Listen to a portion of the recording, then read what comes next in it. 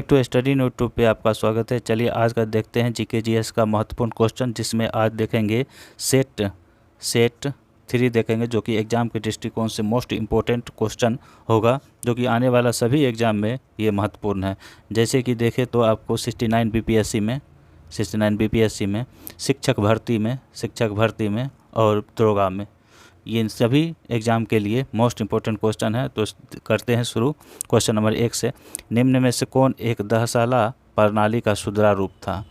तो ये जब्ती प्रणाली, ये दहसाला प्रणाली का एक सुधरा रूप था। आप देखेंगे अकबर के समय, इस एक समय यह दहसाला प्रणाली भी था। अकबर के समय टोडरमल व्यवस्था था, इसी को यह कहा जाता है, टोडरमल व्यवस्था, दहसाला प्रणाली, ये सब। तो इन्हीं के समय में जो भी था, जब्ती प्रणाली, दहसाला प्रणाली, ये अकबर के समय था। चलिए नेक्स्ट क्वेश्चन देखते हैं।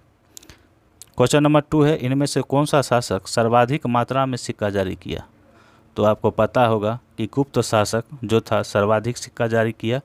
और देखा जाए तो कनिष्क के समय में भीम कडफिनस जो था शुद्ध सिक्के जारी किए थे मौर्य के समय में, मौर्य काल में। और ये कनिष्क के समय में भी हुआ था, और मौर्य के काल में चंद्रगुप्त ने शुद्ध सिक्के जारी किए थे। और सर्वाधिक सिक्का पूछा जाए तो भीम कडफिनस के समय में। अगर शीशे का सिक्का पूछा जाए तो सातवाहन शासक में शीशे का सिक्का जारी किया था। नेक्स्ट क्वेश्चन देखते हैं। क्वेश्चन नंबर 3 है, इनमें से किसे प्रोटीन का फैक्ट्री कहा जाता है? मोस्ट इम्पोर्टेंट क्वेश्चन है। ये राइबोसोम को प्रोटीन का फैक्ट्री कहा जाता है। ये देखिए, ये सब एग्जाम में पूछेगा। ये देखिए, आपको भी लगता होगा कि ये क्वेश्चन जो 100% सिक्योरिटी है ये सब क्वेश्चन आने का। चलिए क्वेश्चन नंबर 4 देखते हैं। इनमें से कौन बिहार में होम रूल लीग के अध्यक्ष थे? तो ये पटना के मजरूल हक जो थे उस समय होम रूल लीग के अध्यक्ष थे। 1916 ईस्वी में एनी बेसेंट पटना आई थी, और उन्हीं समय इनको मजरूल हक को अध्यक्ष बनाया गया था। नेक्स्ट क्वेश्चन देखते हैं। भारत का न्यायिक व्यवस्था पूछा जाता है, भारत में कानूनी व्यवस्था या चाहे कोर्ट कचहरी का व्यवस्था कैसा है? तो भारत में एकहरी और एकीकृत है ये न्याय व्यवस्था। नेक्स्ट, हालांकि आपको अगर इसको समझाने वाला होगा तो क्वेश्चन लाएंगे, समझाया जाएगा, अभी तो ऑनलाइनर फॉर्मेट में है। नेक्स्ट देखते हैं।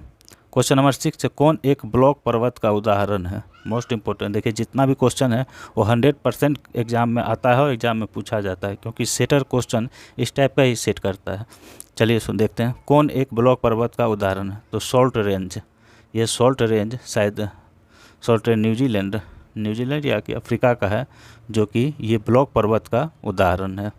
नेक्स्ट देखते हैं।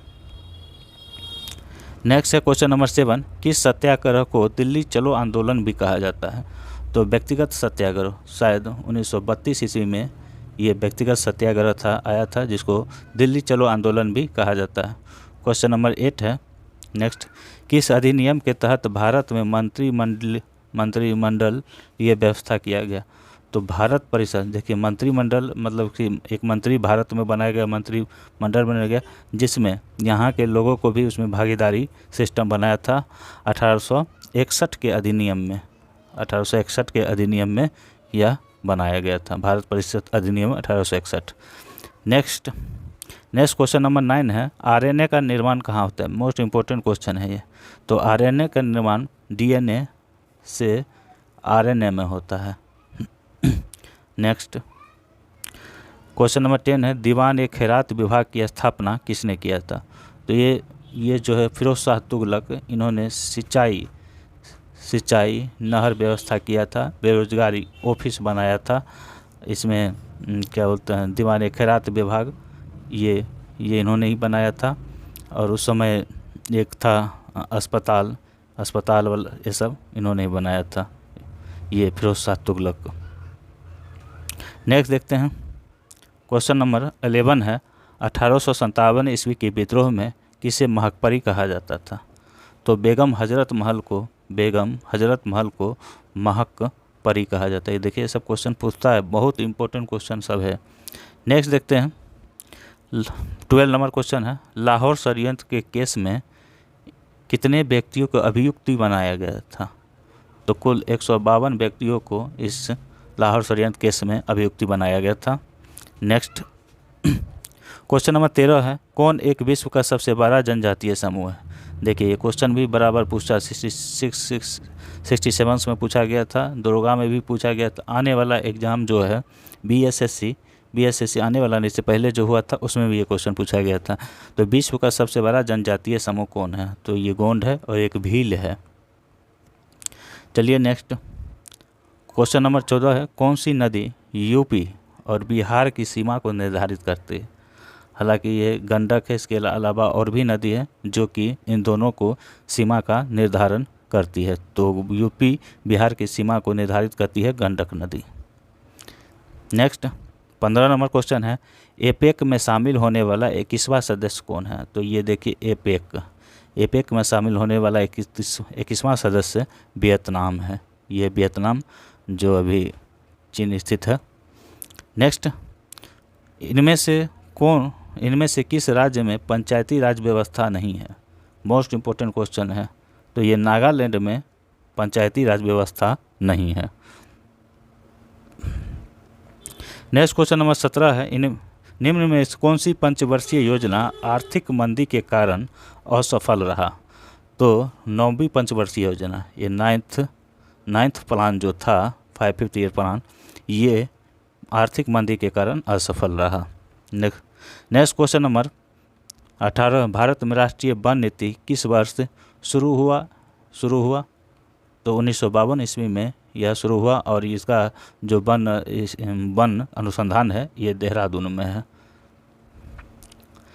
नेक्स्ट 19 नंबर क्वेश्चन है, 1936 ईस्वी में बनी इंडिपेंडेंट लेबर पार्टी का गठन किसने किया? मोस्ट इंपॉर्टेंट क्वेश्चन है, पीटीआर के देख लीजिएगा, all to all question important है। तो बी आर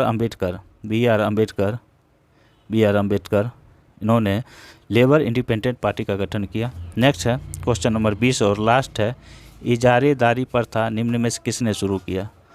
तो मुर्शिद कुली खान ये इजारेदारी प्रथा शुरू किया। इन्हीं के समय सिराजुद्दौला मीर कासिम ये जो भी था इनके बाद ही शुरू हुआ था। और इन्होंने कहा था कि अंग्रेज़ों के प्रति कि अंग्रेज़ मधुमक्खियों की तरह है, कि मतलब कि कहावत था उस समय ये कहा जाता था। तो प्लीज़ दोस्तों प्लीज़ लाइक एंड सब्सक्राइब कर दें। देखिए मोस्ट इम्पोर्टेंट क्वेश्चन है, बहुत ही चुन के क्वेश्चन बनाना पड़ता है।